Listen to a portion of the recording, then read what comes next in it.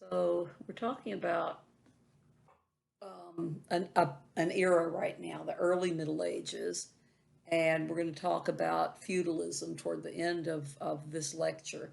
I want to remind you guys, sometimes when we're in class, when we have PowerPoints, it takes more than a day to go over them. Sometimes it takes less, but remember, we're covering our approximate thing we're supposed to be doing is covering somewhere around three or a little more, a little less, but around 3 hours of lecture in what we're doing. So I'm trying to stick pretty closely with that. So I need you to be listening to these lectures. I mean, I'm telling you this here, and I've said it in announcements and stuff, but I still get people I know that are not maybe listening to them and taking notes, because when they take exams, then there's things that have been mentioned that they totally missed because they've gone and Googled it or something. And I know you guys are not like that. You guys really want to learn this stuff. So, you know, the way to learn it is to actually do what I said, which is listen to it, take notes, study, and all of that. Put it all pieces together in your head, because we'll have another quiz coming up. Let's see, it was 1, 2, 3, it was 4, 5, 6. This one's going to be 7, 8, and 9. That'll be our next, it's not a quiz, I'm sorry, that'll be our next exam. And then you'll have, as we've been doing, the smaller quizzes as we go. So we're starting right here for the next test, and I'm grading your exams from chapters 4, 5, and 6 as quickly as I can. If I haven't got all of yours graded, I'm so doing the best I can. But anyway, that's your introduction here to feudal Europe and Europe under attack in the early Middle Ages. So we'll go on to slide 2.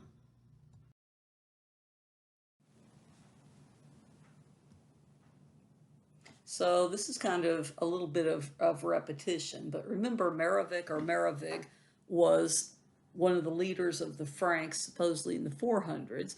And again, it doesn't matter if he existed or not, the Franks believed he did. And his grandson's Clovis, and Clovis is going to be the guy who's going to be given credit as the founder of the Merovingian dynasty, named after his grandfather, Merovic. Now, the royal domain is something that the Franks kind of start, because that's the idea that if I'm the king, or if I'm the chief, I'm the leader, then all of you, the rest of you, my subjects, you're living on my land because I'm allowing you to. Now, think about that. That gets to be really important later on. You're even going to see this all the way up through the early 1800s, okay? Because the idea is, up until a certain point, the king was the king of France. And then at some point, we're going to have, after the French Revolution, then after there's like a revolution again in France, there's going to be one in 1830, 1848. And so anyway, you're going to have eventually the French king being declared king of the French instead of king of France. And that's a small distinction, but is it really? Well, not really, because the idea had gone all the way back here to the Merovingian dynasty, when the king was literally, the one who controlled that land, and you were getting a part of his land to sustain yourself. Now, again, that's going to be part of what's going to become feudalism eventually. The royal domain is going to play a big part in feudalism. So keep in mind, there's going to be, for a time period here, a king on the throne from the Merovingian dynasty. There's going to be several of them. Now, at some point, we're going to see that the mayors of the palace, okay, this is a kind of a new thing that comes up during that time. The mayor of the palace is going to be the sort of like a prime minister. He's the guy who gets the business of day-to-day life done and accomplished, where the king does other things, okay? So the mayor of the palace would take care of the business of the government. Again, like a prime minister of sorts. So Gregory of Tours, who we mentioned before, wrote the History of the Franks in 594. And that, again, is a very important book. I just want you to know the name of it and the author. I don't know if it'll come up. I'm not sure if that'll end up being on a test that you take. But, to be educated in this era, it wouldn't be a bad idea if you're interested in history and interested in this stuff. It's a really short book. I always say, if you're interested in the Franks, it's a very short book. You would probably like it if you're interested in that.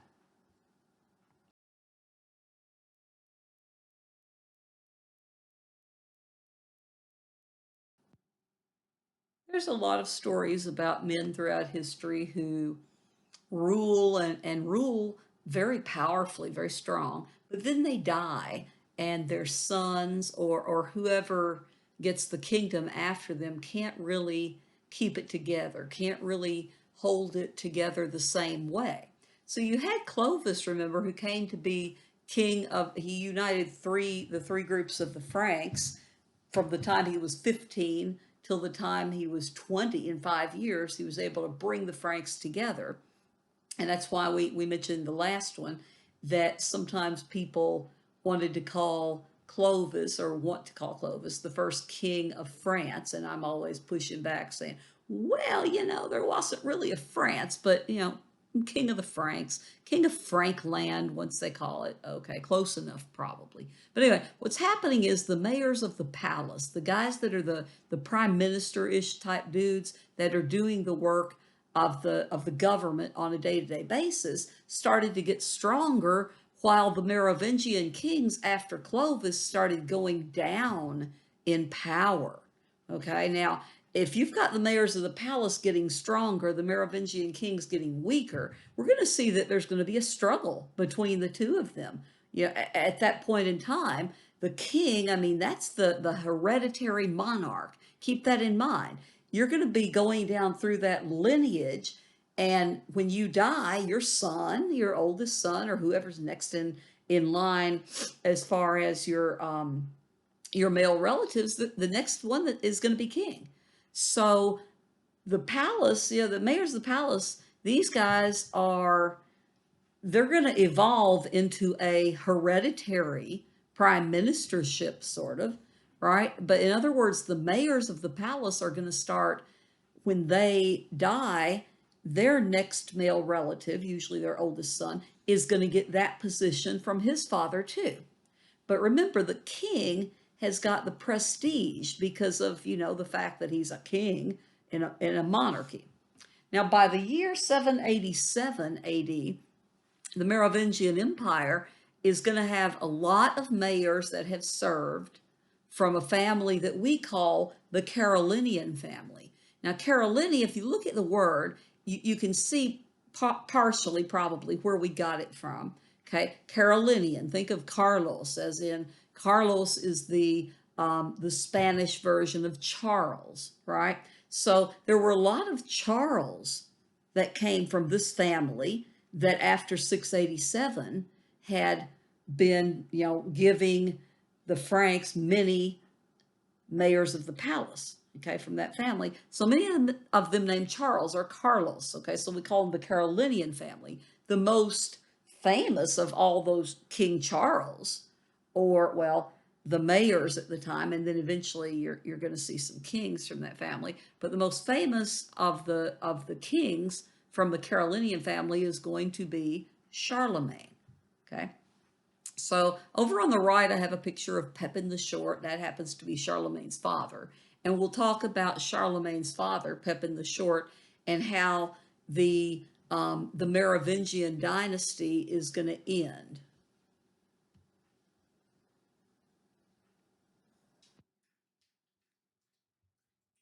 So slide number 4 is just kind of the overview of what I was talking about, where we have in 751, Pepin the Short is going to depose, not disposed of, but depose, removing a sitting leader from their power. So Pepin the Short deposed the last Merovingian king, who's King Childeric III, and that will officially start the Carolinian dynasty. And so we have to go back a little bit and see how we got to that, to the end of the Merovingians, the lineage of Clovis, to the beginning of the Carolinian dynasty, the lineage of Charlemagne. So slide number 5, the Carolinians. Well, what can we say about them? I mean, they're going to be around. The Carolingian dynasty is going to be around for quite a while. Carolingian dynasty is going to be around from, I don't know, somewhere in the 600s. Yeah, again, we're going to look at some of these details. And they're going to be around really um, until Charlemagne's death. And when Charlemagne dies, it's going to be in the early 800s. And then his let's see, not his son, but his grandsons are going to actually divide up the whole kingdom. Okay, the kingdom that he had, or the empire really that Charlemagne had. So we'll talk about all that. That's what we're going to be talking about. But the Carolingian dynasty is going to overlap also with something that we're going to call the Holy Roman Empire. And when we talk about the Holy Roman Empire, it's really going to be the German states that are going to be around from roughly the time of Charlemagne, when he became, when he was crowned emperor by the Pope at Christmas of the year 800, up until around Napoleon, around somewhere in 1804, 1805, somewhere around there, when Napoleon actually does away with the Holy Roman Empire. So keep that in the back of your mind, okay? Look up Holy Roman Empire if you have to, but it's basically just kind of the Germans, the German tribes and so on. Because the Franks that we're talking about, the Franks, of course, are German. They're Germanic peoples. And the Franks are, just one of those. They're a part of a group, of many Germanic different peoples. And anyway, the Carolingian dynasty, we're going to go back and look at the first one that we can actually trace it to. And that would be, if you read different sources, you're going to have the names spelled differently. You're going to have them tracing it to maybe a few different groups or whatever. But the problem is, you can only go so far back before you start to see some kind of people going in different directions with what they remember. So what I always try to do is I try to be very conservative when I am telling you about these things, like I've said from the very beginning, because I want to make sure that what I'm telling you is something that historians generally agree on. So we know that somewhere back in the 600s, we know that there's going to be there's some division among the Frankish people again at some point in here. And we're going to have some families that are very powerful as far as that goes. Every civilization is going to have the nobility or the upper class. But anyway, the guy that we're going to end up tracing the beginnings of the Carolingian dynasty to really is a guy named Pepin, or Pippin, sometimes they call him, of Landen. Pippin or Pepin of Landen. And this guy is going to be, he's going to be, again, you don't have last names back then. You don't need them. It's just like, what town are you from, or where do you live, or whatever, where were you born? So anyway, we've got Pepin of Landen, who is going to die somewhere around 639, 640-ish. And he's not all that important, just, as far as the lineage goes. And then we have his son, Pepin of Heristal. Now, see, Pepin of Landen, you want to know that he became mayor of the palace. Okay, he became mayor of the palace of one of the three different divisions of the Franks. I believe it was the kingdom of Austrasia, not Australia, but Austrasia. That was one of the divisions that the Franks are eventually going to have. So Pepin of Landen had been given that important job of being kind of the day-to-day prime minister of the kingdom. So anyway, when he died, his son is going to end up becoming Pepin, or, Pippin, depending on what you read, of Heristal. Okay? And then when he becomes mayor of the palace, they're going to call him Pepin II, because he's the second man named Pepin to hold that office. So we've got, again, Pepin II, who's, we believe, going to unite two of the areas of the Franks, Austrasia and maybe Neustria, I think.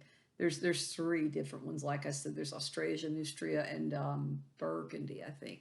But anyway, he's important because really because of his son, who's going to be the first really big power that we're going to see here in this dynasty, in this lineage. Okay, so when Pepin II dies in 714, we're going to see that there's going to be a little bit of question as to who is going to succeed him in that position as mayor of the palace. So anyway, without going into too much detail, Pepin II had some children when he died, and then he had some illegitimate children, which means they were outside of marriage. And it turns out that one of his children from outside of marriage is going to end up, after much ado, becoming he's going to become a great leader, and he's going to become the mayor of the palace first. Now the thing is, he's going to come into that position. This is Charles Martel. He's going to come into that position from about 714 until his death in 741. So Charles Martel is going to be a great military leader. He's going to be a great guy, as you'll see, that's going to start something called the Cross and Sword Alliance. And he's going to be powerful in building up the Franks and the Carolingian dynasty in particular. Now, Charles Martel is also going to be the mayor of the palace, but in reality, he's making all the decisions, and the king is not really doing that much at that particular point in time. So that's going to be important in just a minute. Okay, so Charles Martel, sometimes called the Hammer, is known for the Battle of Poitiers in 732, or sometimes called the Battle of Tours. I'm sorry, I've got to pause this. My little old 16-year-old Shih Tzu is happily or angrily barking at me because I think she wants to eat at midnight. So, alrighty then, I'll be back. Oh, Lordy, well, okay, anyway, she is under control for the moment. Now my phone's going, my phone's going off. This working at home thing's overrated, just so you guys know. If anybody tells you any different, it's way overrated. I would so much rather be there with you guys. Anyway, we have Charles Martel. In the Battle of Tours, or the Battle of Poitiers, basically Charles, who is a Catholic, a Christian, is going to actually stop the Moors who are coming from Spain, who are Muslims, as they were headed into Western Europe. So that particular battle, they give a lot of that credit, of course, to Charles Martel for, he's a great warrior and so on, but he's going to prevent the Muslims from taking over Western Europe. So again, the Muslim invasions of Western Europe never happened. Now, again, he's got a lot of other stuff that he's doing, but that's probably what he's known best for. Now, along those lines, keep in mind, remember, the Franks are going to be Catholic. The French are going to be Catholic all the way up to the French Revolution, 1789, when that breaks out, and they eventually are trying to get rid of all that. So get rid of Christianity in France. But France, or in Charles Martel's time, just the areas of the Franks, they are descendants of Clovis. They are Christian. And by that, again, we mean Roman Catholic. So what he's doing is, as he is stopping the Muslims, he's also expanding Christianity.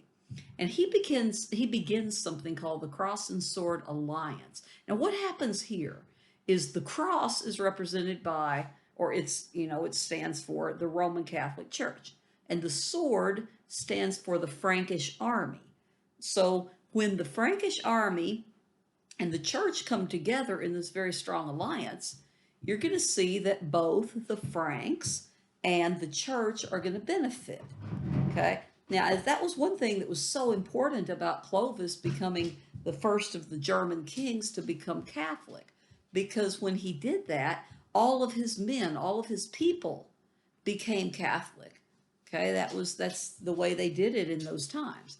So Charles Martel is going to be working with a monk named Boniface. I think Boniface was an English Benedictine monk, but he's working with a monk named Boniface. Now, Boniface at some point supposedly asked Charles Martel, he said, look, why is it that you have all of the jobs, all of the trouble you have to deal with every day in this kingdom, but you're not the king?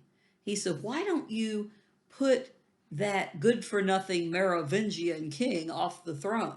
Because see, remember, Charles Martel is not the king.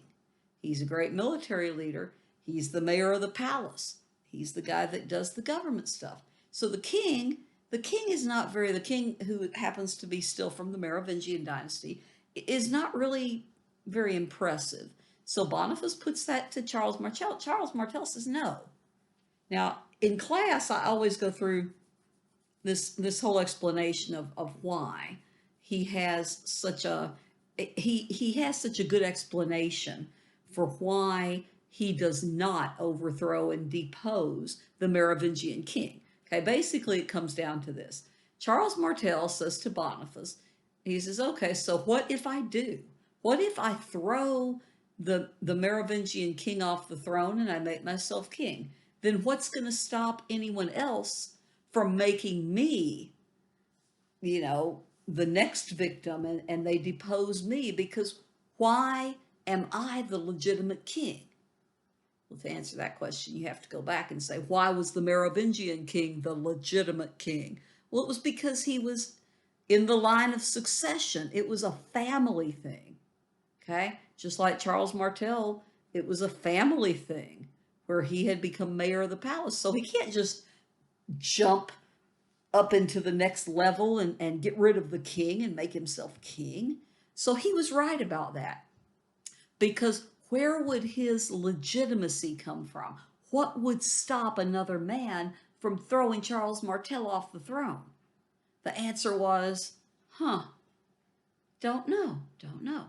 So eventually, Charles Martel dies in 741, and Boniface is still alive, and then the power of prime minister is going to go, or the mayor of the palace is going to go to his son, who is known by several different names. So Charles Martel's son has many different titles, different ways you could refer to him. Okay, he's called Pepin the Third. Okay, as the third man named Pepin, who is going to serve as mayor of the palace.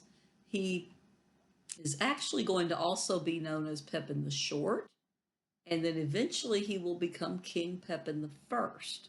So what's happened here, he's the son of Charles Martel, and he's going to become mayor of the palace upon Charles Martel's death in 741.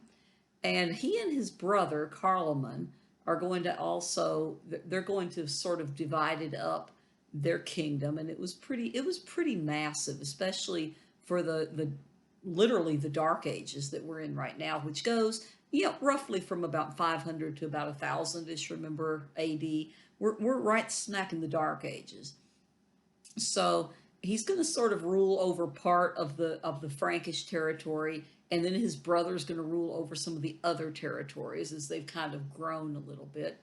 But then in 743, they're going to pick a guy who is named Childeric III, or he's going to become Childeric III.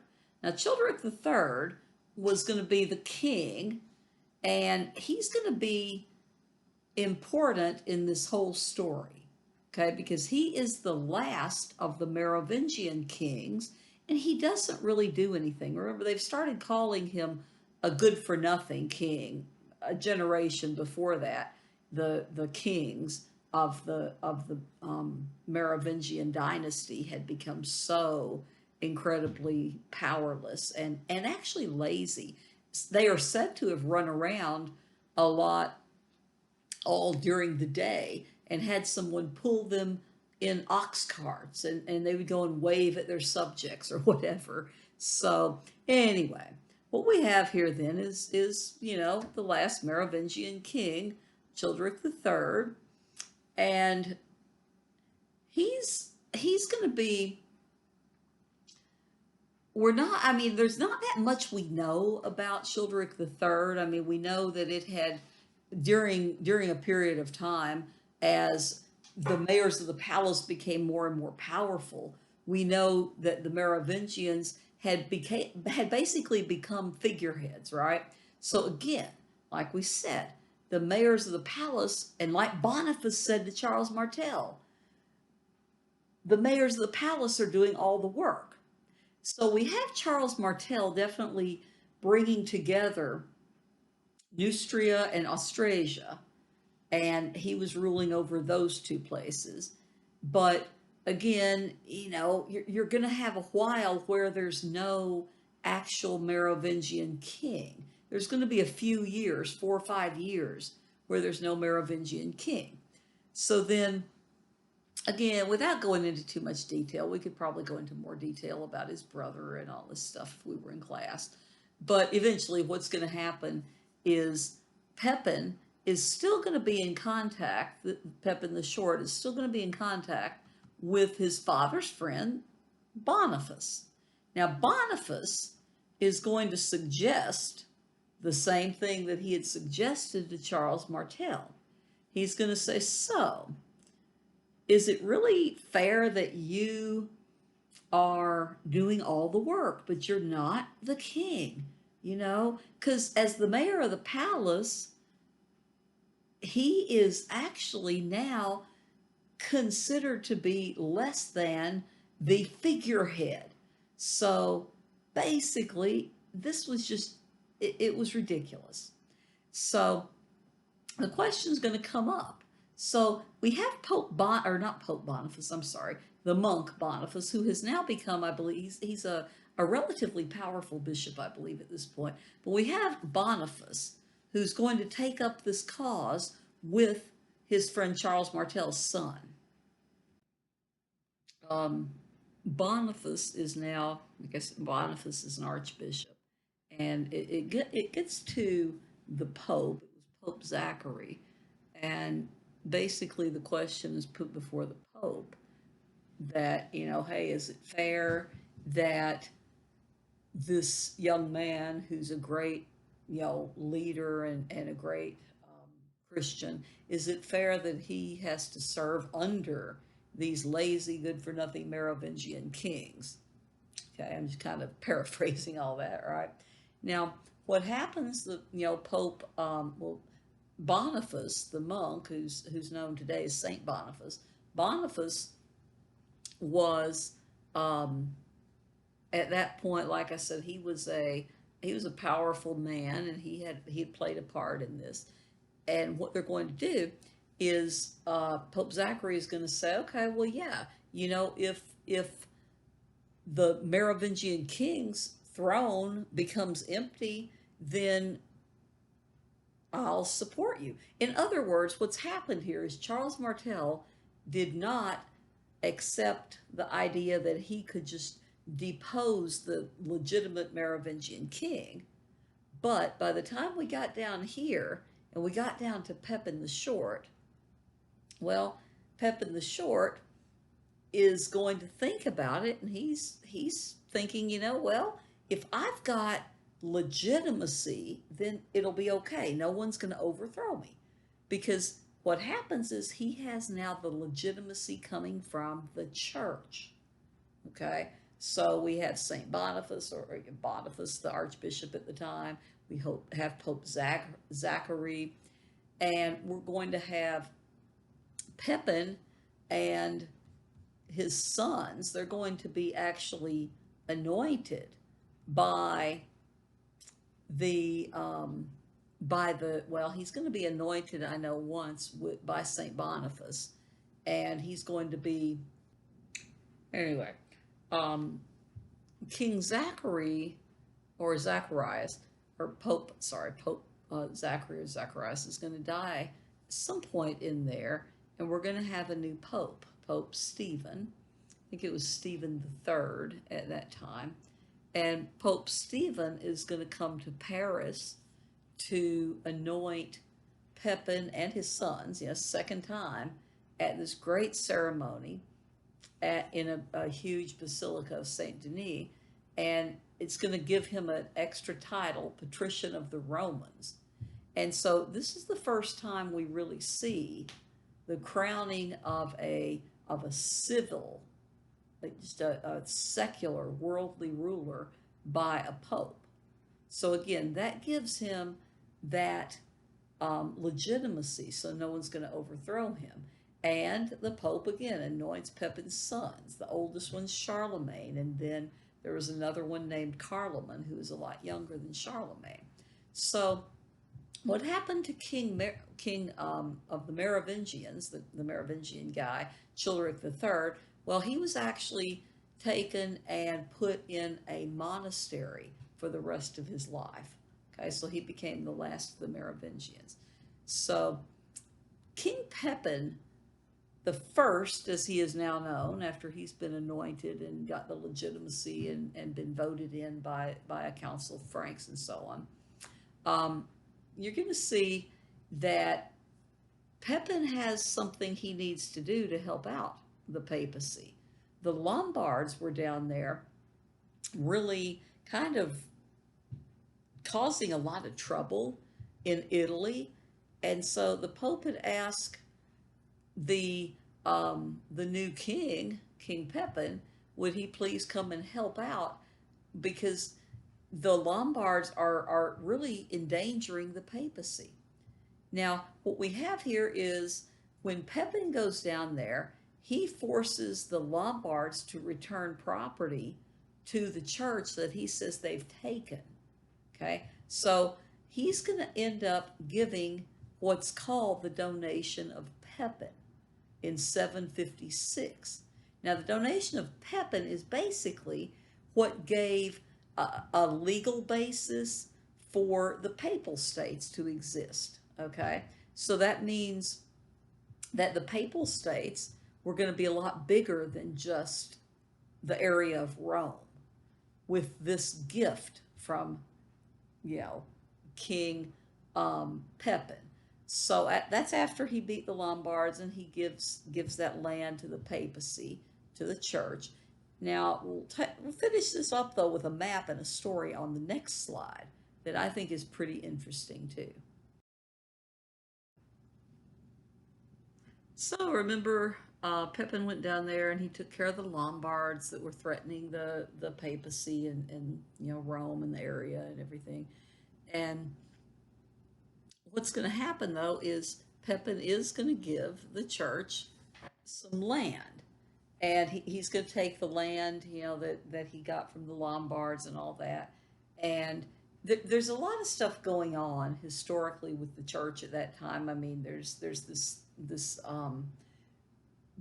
thing about the Byzantine emperor, and versus, and there's the iconoclastic controversy coming up.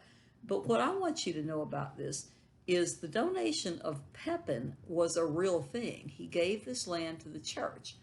Now, at some point, though, there's something called the donation of Constantine that comes up. So here's the thing, okay? Pope Stephen, as I said before, had appointed Pepin as Patrician of the Romans in 754. And that means that he had this link to Constantine. Remember Constantine? Constantine is the guy who issued the Edict of Nantes, for one thing, that made Christianity Christians, gave them tolerance to worship in Rome, in the Roman Empire. And Constantine, there's the whole story of Constantine and the Council of Nicaea and all this stuff. So anyway, Pepin is going to force the Lombards to surrender their lands. He gives them to the papacy. But then you have this other thing. Now, this donation of Constantine is really interesting because it turns out to be one of the greatest forgeries in history. Okay, donation of Constantine it's like they find this donation of Constantine, and they say it was written sometime in the 300s. And so therefore, well, it basically said that Constantine had given all of Italy to the papacy, to the church, forever. And so if Pepin is only giving them back certain areas, then obviously, according to what they're saying here, that Constantine had given the papacy all of the Italian peninsula. Pepin is just reinstating some of the land that had been lost by the papacy. Well, that's all well and good until, like I said, donation of Constantine is going to be one of the greatest forgeries in history. So here's what it basically says. This is part of the story about this thing. Um, donation of Constantine says this whole story that Constantine had been struck with leprosy, and this is my favorite story about it, but that he had been struck with leprosy, and so he decides to call in the pagan priest, and they're gonna tell him what to cure, how to cure himself. And they say, well, of course, there's no other way to cure yourself from leprosy other than to bathe in the blood of innocent children. So, according to the story, Constantine supposedly says, okay, bring me some children.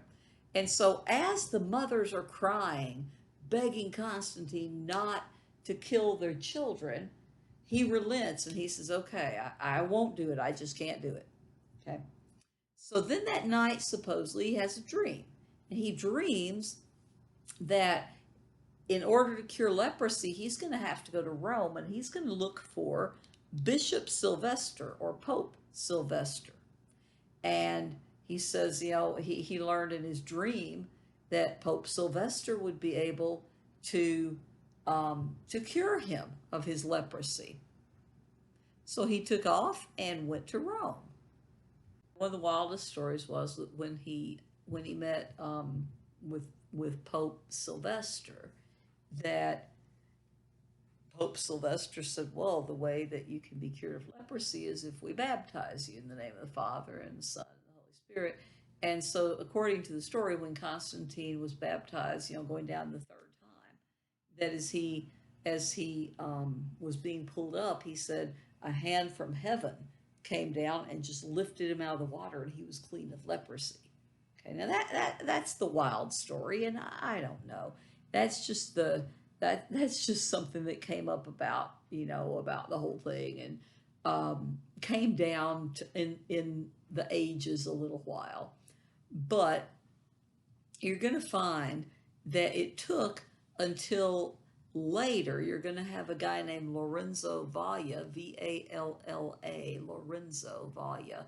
He was a Catholic priest, and he was able to go in and prove that this donation of Constantine was a forgery. And he does that much later. He's going to be proving that much, much later in the 1400s. So this donation was accepted during the medieval times, and people are not going to realize this is a forgery, as I said, for, up until the 1400s. But Lorenzo Valla is able to prove that it was a forgery by looking at the language. And there was a lot of language in the donation of Constantine in the text that basically could not have been used, was not used in the 300s when Constantine would have been writing it, supposedly. So from what he understood about the language, he could date it to the 8th century, which is exactly when the donation of Pepin happened. So the question is, was the donation of Constantine this forgery, which could be dated to about the time of the donation of Pepin, was that something that was meant to make the gift of the land to the church, again, as I said before, a restoration of what the church already had. Well, then what about when it was proved to be a forgery? So, again, that's a really interesting one. And it's a lot harder probably to forge things and have them be held up for hundreds of years like back in those days, because we've got some more advanced studies and different ways. But Lorenzo Valle, great scholar, great priest, actually used really linguistics. That's what he used to prove that. So the son of Pepin, as I mentioned before, was Charlemagne, the oldest one.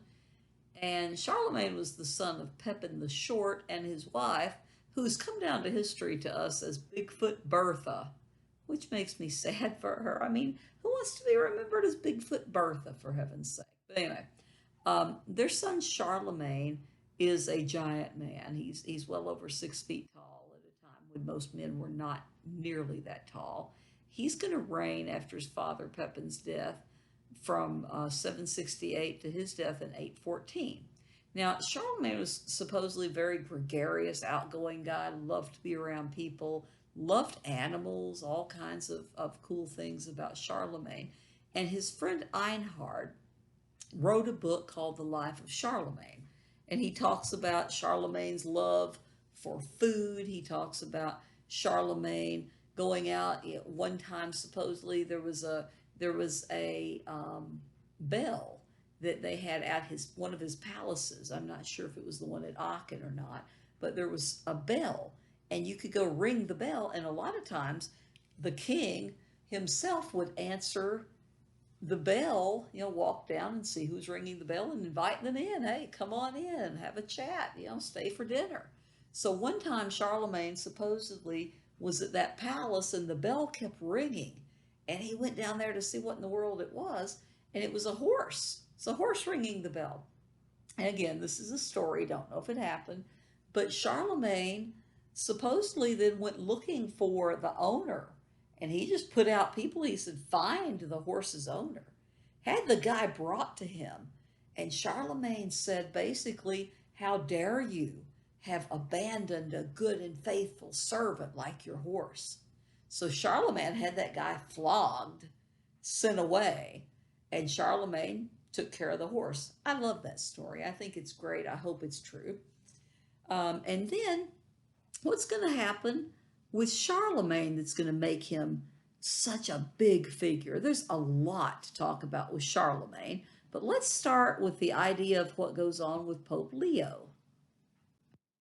So with Pope Leo III, the whole thing was basically that it was a political thing, really, that Pope Leo had been born into a common family. He becomes a cardinal, which is basically a bishop, and um, one of it's part of something called the College of Cardinals. And but anyway, it's a very powerful position in the Catholic Church. And so Pope Leo III was going to be elected Pope in 795, and it was pretty much the same day that the previous Pope had been buried. So what happens is there's some people who really didn't want Leo to be Pope. Now there's a lot of stuff we could go into about this, but we don't know. I mean, was it just jealousy and ambition? Was it this kind of elitist idea that maybe only a noble should be Pope? Don't know. But quite a few of the former Pope, the one Adrian the First, who had just died, a lot of them decide that they're going to have Leo kicked out. So Leo in 799 was heading out toward a, he was heading out toward the Flamean Gate, and he was actually going to be attacked. Now, the plan was, if you ever read about this, the plan was these guys that wanted to get rid of him, they wanted to cut out his tongue and tear out his eyes. Now, my understanding is that he he was very lucky because they were not able to cut out his tongue, and whatever they were using to try to tear out his eyes basically slashed his eyelids. Okay, it makes me think of vertical blinds. If you have, if you've ever seen vertical blinds covering like a screen or a sliding glass door or something, makes me think of that. It's terrible. But he had his eyes slashed. Eventually, he regained some of his sight. But I mean, he was really, really hurt. Now, he was actually going to be rescued by some of Charlemagne's men. Okay, these are some of the men that were put in Rome by the Frankish king, who was Charlemagne.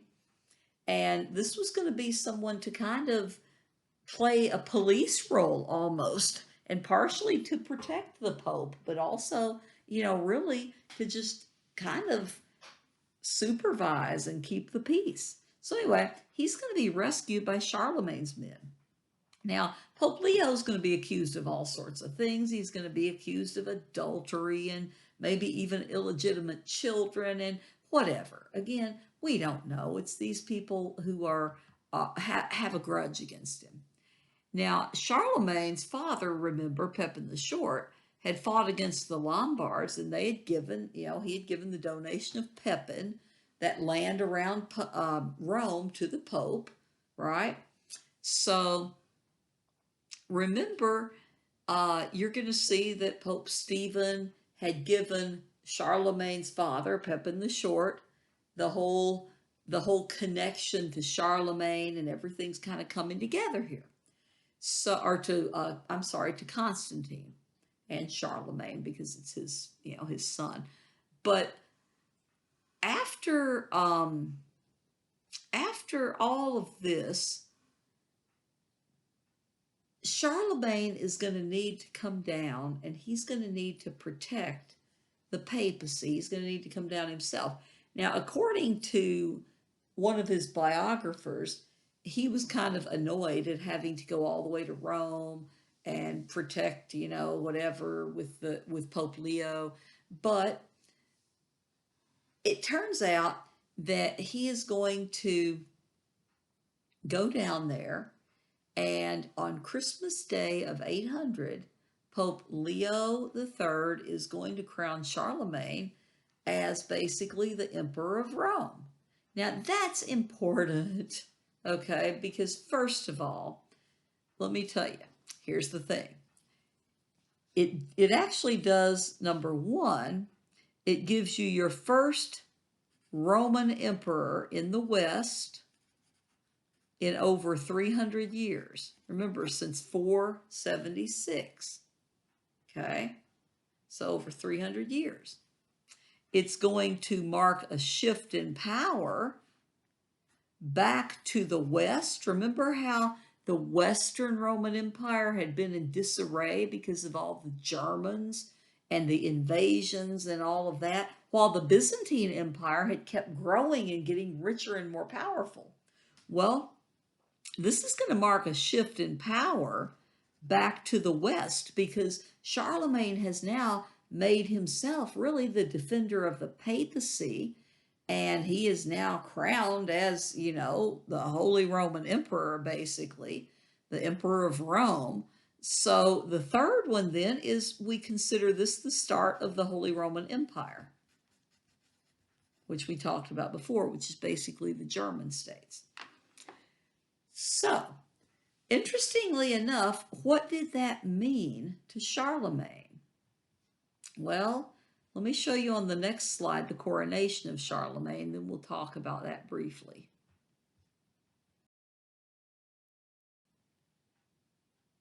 So here's a painting, Coronation of Charlemagne, that it always amuses me, because if someone's not listened to lectures, or maybe they've only looked at the PowerPoint, or maybe they have not even done that, maybe they just Google it if it's on the test, Coronation of Charlemagne, and they'll put a painting by so-and-so in whatever year, and I'm like, that's not what we're talking about. We're talking about the actual coronation, because here's how it goes, okay? According to Einhard, when Charlemagne came in there for Mass, being served by the Pope, Um, Charlemagne didn't know what was going to happen. But when Charlemagne's going to the altar, there's a crown on the altar. And supposedly, Pope Leo is going to take the crown, put it on Charlemagne's head, and then the people are going to start chanting. You might want to write this down too, and you'll be able to see it a little bit more clearly. Long live Charles Augustus, crowned by God, the great and pacific emperor of Rome. And you say, what? No, long live Charles Augustus. Augustus makes you think of a Roman emperor, the first one. Okay. Crowned by God, meaning the church with God's blessing, as the great and pacific, all encompassing emperor of Rome. Huh. Okay. So again, first Roman emperor in the West in 300 years. The power is shifting back to the West because Charlemagne's a great military leader. And we're going to talk about that just a little bit. And the start of the Holy Roman Empire, which is, as I said before, going to go almost 1,000 years exactly from about 800 to about 1804, 1805, somewhere in there, 1806. So that's important. Now, the question is, what did Charlemagne think about this? Now, he came to Rome dressed in Roman clothing, the tunic and the sandals and whatever the Romans looked like. He was fitting in with them. Well, what does it mean to Charlemagne?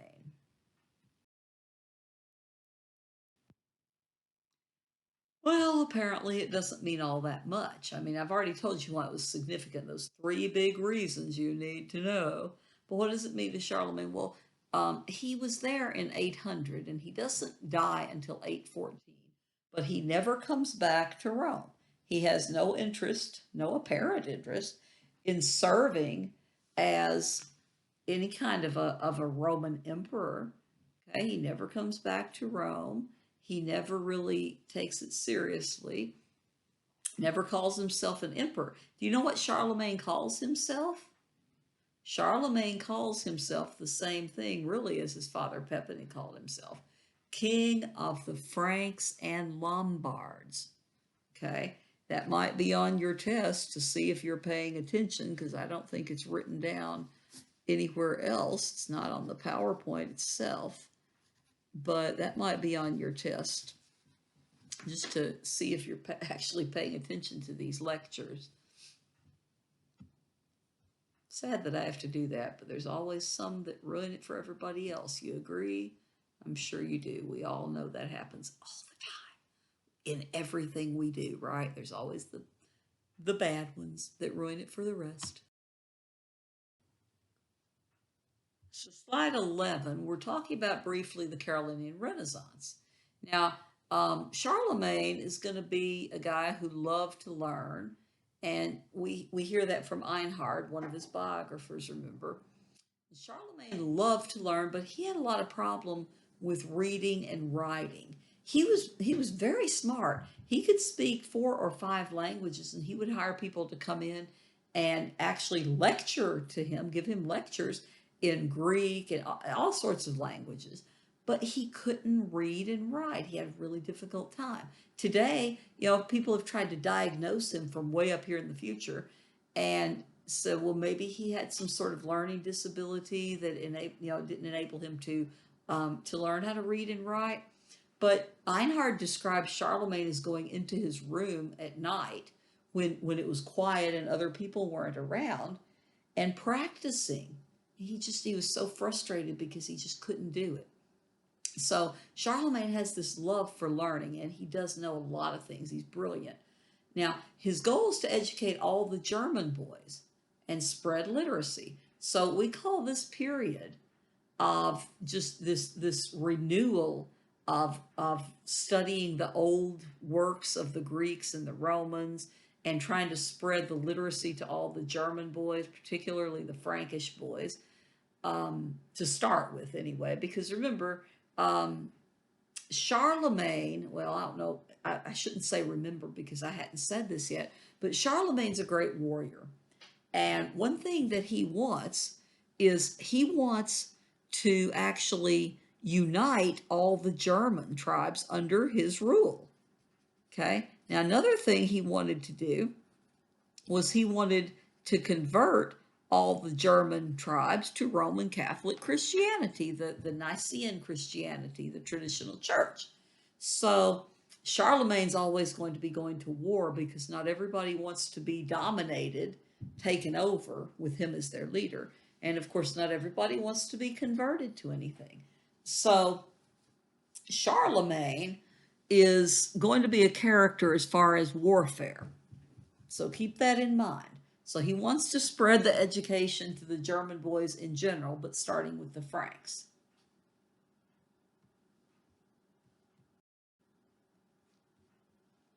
So he brings down a great scholar down to his favorite palace at Aachen, and they're going to start the first palace school there. And those palace schools, they're going to spread. There's going to be schools that are going to grow throughout Frankland in the area of the Franks. But this is a kind of a little representation of Saint Alcuin of York, who's going to be the guy who comes over to help teach these boys, these boys in this time period. Alcuin of York, this is also not on the PowerPoint, but I'm telling you, so you might want to write it down. Alcuin of York is going to give one of the things that he's famous for is publishing what he called an error-free version of the Bible. Okay, an error-free version of the Bible. He's trying to root out any errors that might have been in there and translate it and so on. So Alcuin's a great scholar, and he's going to come down there and try to help educate the Germans.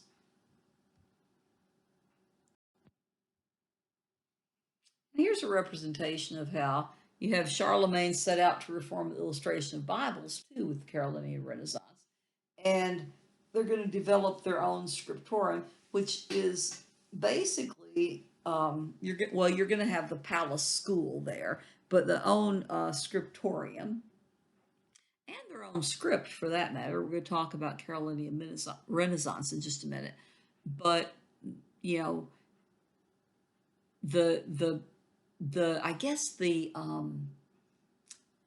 importance of the Carolinian Renaissance is hard to overstate because during that time, we believe they may have saved, by copying them, maybe 90% of the Greek and Roman texts that we still have today, because so many were lost during the passage of time. But we believe that this renewal and interest in Greek and Roman literature and all the things that go with that in culture is going to give us a lot more than we would have ever had if they had not had this little renaissance for the Franks.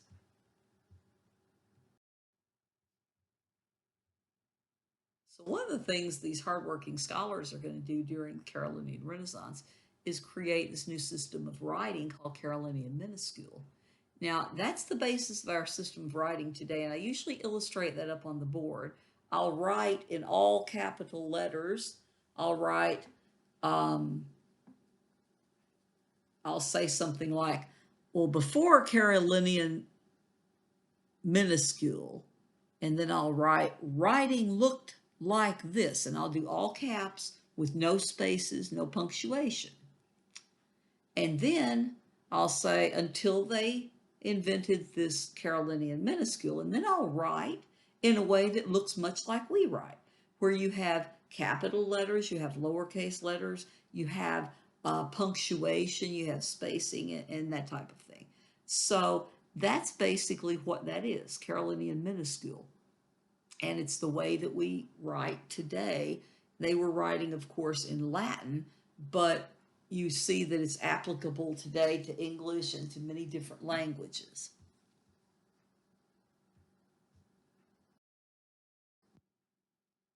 So Charlemagne the scholar, Charlemagne the warrior, Charlemagne the leader. Charlemagne's going to pass away just like everyone else. And when he passes away, it's in 814. And his kingdom, even though again he calls himself King of the Franks and Lombards, he's been crowned the Holy Roman Emperor basically. So his son Louis the Pious is going to inherit that, all that territory. Now you may remember the Frankish custom of dividing up the land among their sons that we mentioned a little bit. But the sons of Louis the Pious, now this would be Charlemagne's grandsons. Okay, so Charlemagne's son Louis the Pious becomes king, and then upon his death, you're going to have the sons of Louis the Pious, Charlemagne's grandsons, that are going to actually fight for control of the territory. So we have Lothair, who's the oldest son, and there's a couple more. There's two or three that I left out because these are the three that are going to actually they're going to actually be the victors in a pretty big civil war among uh, Charlemagne's grandsons. So anyway, Lothair. Lothair is going to be the guy who gets to keep the imperial title. He's going to be called emperor, and he's going to get the Middle Kingdom, which is in Italy, in that region. Okay, Louis the German. Louis the German is going to get the territory that's sort of over where we call Germany today. It's in the German or the Germanic states in those regions. And then Charles the Bald. Now, bald meant at the time in this context it meant landless. So he was a younger son, so he probably they didn't expect him to inherit any property, so he would have been called, Charles the Bald. Bald, you don't have any land. But anyway, these three are going to be the ones that prevail. And after a few years of rough warfare, these three brothers are going to sign the Treaty of Verdun in 843. Now, what it does is it divides up the kingdom the way I just told you between Lothair, Louis the German, and Charles the Bald. But the thing is, it had to be written in three languages. Okay, it was written in Latin, it was written in the emerging German and the emerging French at the time. Now that's significant because that shows that even if Charlemagne were still around, his kingdom was already fragmenting.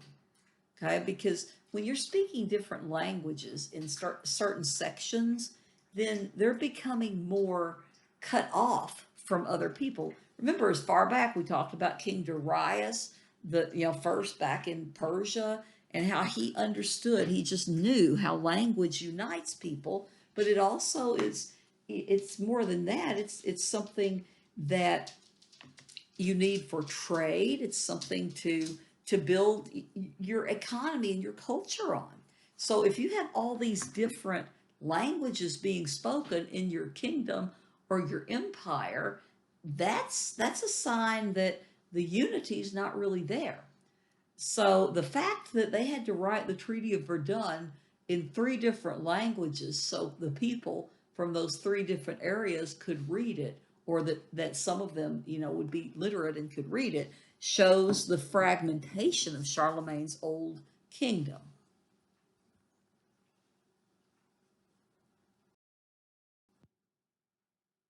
So now we get into feudalism, and I'm going to see if I can find, I've been looking, but I'm going to see if I can find a good, relatively short video for you guys to watch to get a little bit more info about feudalism. But basically, I'll just give you what's on here to start you out and then see what I can find, because I haven't found one that I was completely pleased with. They were either too long or they weren't, quite good enough, up to par. But anyway, what we see here is in the late 9th and 10th centuries, we're going to have these new invaders. Okay, these are going to be Vikings, or the men from the north, the Magyars, which they're going to end up over in the Hungarian regions. They're going to be an ethnic group, and the Saracens are Muslims, and they're all attacking Western Europe.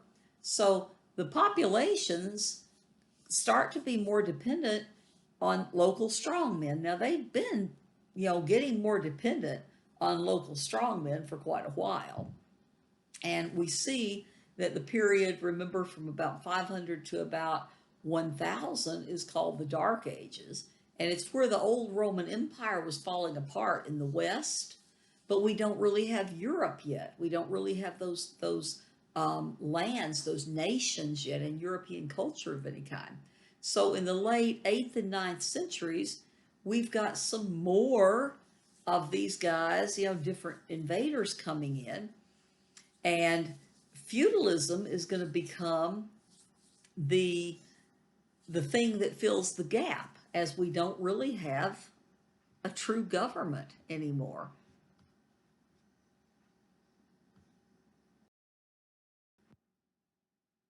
Feudalism is one of those things that's sometimes very difficult for students to understand, and it's sometimes very difficult for professors to teach because it's so broad in so many ways. We have to paint it with a big brush, because if we were to say, well, what, yeah, 1,000 years from now, somebody's like writing, well, what's a typical 21st century college student? What were they like? Describe them. Well, they all had cars, right? Well, no. They all lived in these places called dormitory. No. They all had a lot of money. No. They all had a lot of wealth. No. They all had a lot of bills. No. They all had, whatever. They all were married. No, you can't say that. You can't say they all were, they all were, they all were, because there's too many variables. Okay. It also depends on where and when you are, okay, just like feudalism.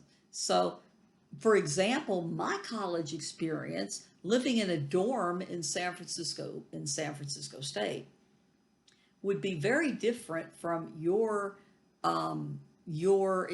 experience at a commuter college with no dorms and not nearly as much active campus life that people get involved in as you would, say, if you lived there all the time in a dorm. Plus the fact that I was doing this in the late 80s and early 90s, so my experience would be different in those ways. So you have to look at feudalism the same way, because it depends on where you are and when you are. Because feudalism is going to go on for a very long time, and it's going to be different whether you're in the year 900 and you're in England than it's going to be in the year 900 in the German states. It's going to be very different if you're in England in the year 900 and England in the year 1400. I mean, feudalism is going to be very localized. Remember, it's a breakdown of centralized government. Remember, centralized, it's where you have clear leaders. It's where you have a bureaucracy. It's where you have something like, a strong federal government like we have in the United States as a republic. So feudal society, feudalism, describe the adjustments to the breakdown of the big government. So they don't have a Roman emperor anymore with any power in the West, and they don't really know who to depend on. And now here come these invaders. So again, they start turning to each other. So what they do is they create this system that is basically going to organize everything about your life, okay? And it's hierarchical.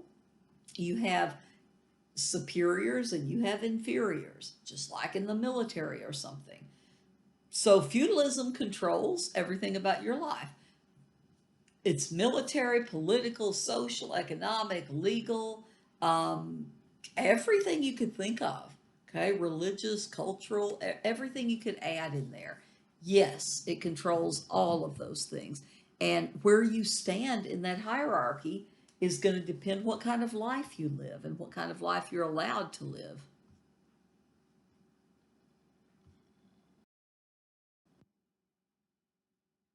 So, like I said, what I'm looking for is something that'll be able to give you a little bit more explanation with a little bit, I guess, maybe something different for you to do. Maybe watch a video about the lords and the lords of the manor and the commoners and the nobles, and how they all kind of relate to each other. And I'll do that at some point anyway, to some degree. But in kind of a simple way here, the lords are going to be the local strongmen or the local leaders, and these are going to become the nobility.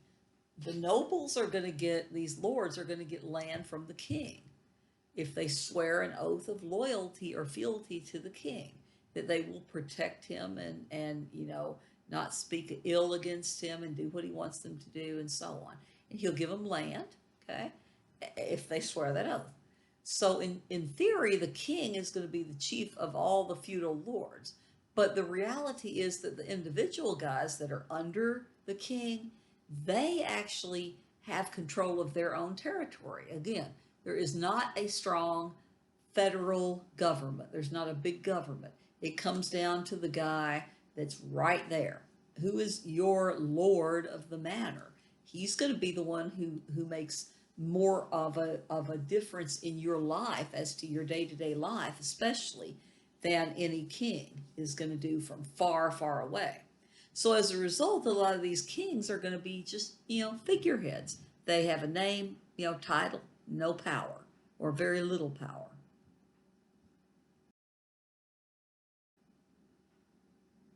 And the last slide here, you can kind of see, if you pay attention, sort of the way things relate. Um, in theory, of course, I mean, well, God is supposedly going to be above the king. God in the church is going to be above the king. And then you get to the king, who's supposedly at the top of the feudal hierarchy. But in reality, he can't get armies that are as big as his guys, his lords. So these guys on that second level, the blue, these are lords, okay? And their loyalty goes up with the blue arrow, up to the king, okay? And military aid goes up to the king. So they are vassals. They've sworn fealty or an oath to the king, to protect him. Now, going down, fief and peasants, okay? That's going from the king down to his lords. So he's going to provide them with a fief, that's land, a benefice, or a fief, land, benefice, Benifice, or fief, Fief. That's land that's given to you by a lord in return for your loyalty and your military aid, okay? Don't forget benefice or fief. Now look at the lords, though, in the blue. What's going down from them to the ones down there in kind of the orange, you're giving food, protection, and shelter to the ones who are lower ranking than you. Okay? So these guys are going to be in the orange, they are going to be vassals to those lords. See, the highest lords are vassals directly to the king. And in the next level, they're vassals to those lords. Now, it can get a little bit more complicated, get a lot more complicated. I'm not going to lie to you. But if you imagine all of these vassals in the blue and in the orange, if they have vassals of their own, and vassals of their own, and vassals of their own, you can see how exponentially big that could get. So that's why a lord could sometimes raise a bigger army than a king, because the lord's going to have many, many layers of these vassals under him, under him, under him. Okay? So that's a whole other thing. It's called sub-infeudation. Okay, so what are those guys in orange giving? They are paying homage or swearing loyalty to the lords above them, so they are vassals to the lords. Okay, the lords are lords, and then these guys are vassals to the lords. Now, as I said, you could have some of those guys in orange that had their own vassals, and they were lords to that guy. Now, just from the picture we're looking at, though, what are the guys in orange there in that spot, that color? What are they doing?